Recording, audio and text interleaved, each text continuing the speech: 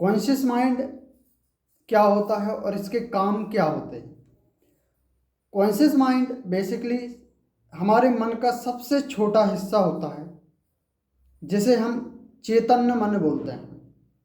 मतलब जो जागृत मन होता है उसे हम कॉन्शियस माइंड बोलते हैं, जिसके दो हिस्से होते हैं। एक होता है लॉजिक माइंड, मतलब जो तर्क देता है, और दूसरा होता है क्रिएटिव माइंड, मतलब रचनात्मक, जो इस दुनिया में नई नई चीज़ों की रचनाएं करता है। आप देखेंगे अभी के युग में जो 90% पॉपुलेशन है वो अपने सिर्फ लॉजिक माइंड का ही उपयोग करती है। इसके बाद पॉपुलेशन का बहुत छोटा सा हिस्सा अपने जीवन में क्रिएटिव माइंड का उपयोग करती है।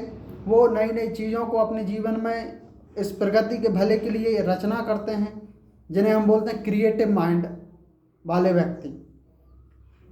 और जैसे ही आप कॉन्शियस और सबकॉन्शियस, कॉन्शियस माइंड में जो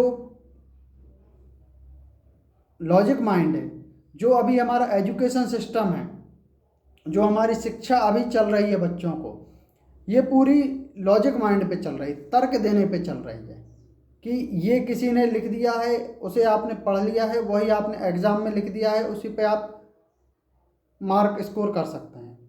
ये सिर्फ एक तार्किक चल रही है, सिर्फ तर्क पे चल रही है। आप उसको कोई एक्सपीरियंसेस नहीं है, कोई प्रैक्टिकल नॉलेज नहीं है, सिर्फ तर्क पे हमारी शिक्षा चल रही है। हमें जो एजुकेशन सिस्टम है उसके साथ साथ अपने बच्चे को लेफ्ट ब्रेन से राइट ब्रेन की ओर मूव करना है। मतलब उसे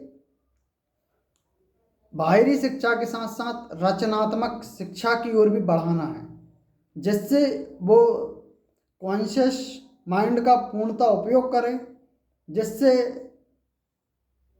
वो अपने तर्क के साथ रचनात्मक शक्ति को, क्रिएटिविटी को ऐड करके अपने जीवन में एक नई चीज़ का आविष्कार कर सकें। और जैसे जैसे आप कॉन्शियस माइंड को एक्सपीरियंस करते जाते हैं, उसको एक डायरेक्शन देते हैं, तो आपके कॉन्शियस माइंड में वो पावर्स हैं, आपकी थॉट्स हैं, जिनसे आप अपनी लाइफ में कुछ भी मैनिफेस्टेशन कर सकते हैं। कॉन्शियस माइंड के दो ही पार्ट हैं अभी, जिसमें से एक है लॉजिक माइंड, दूसरा है क्रिएटिव माइंड।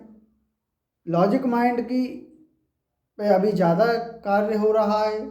इसे हमें जो अब न्यू युवा पीढ़ी है, जो हम लोगों वाली, उन्हें अब लॉजिक से क्रिएटिविटी की ओर बढ़ना है, जिससे वो आने वाले भविष्य में कुछ नए आविष्कार करते हुए ह्यूमैनिटी, मानवता के भले के लिए नए नए आविष्कार करते हुए कलेक्टिव कॉन्शियसनेस को असेंड कर सके। यही हमारा मूल उद्देश्य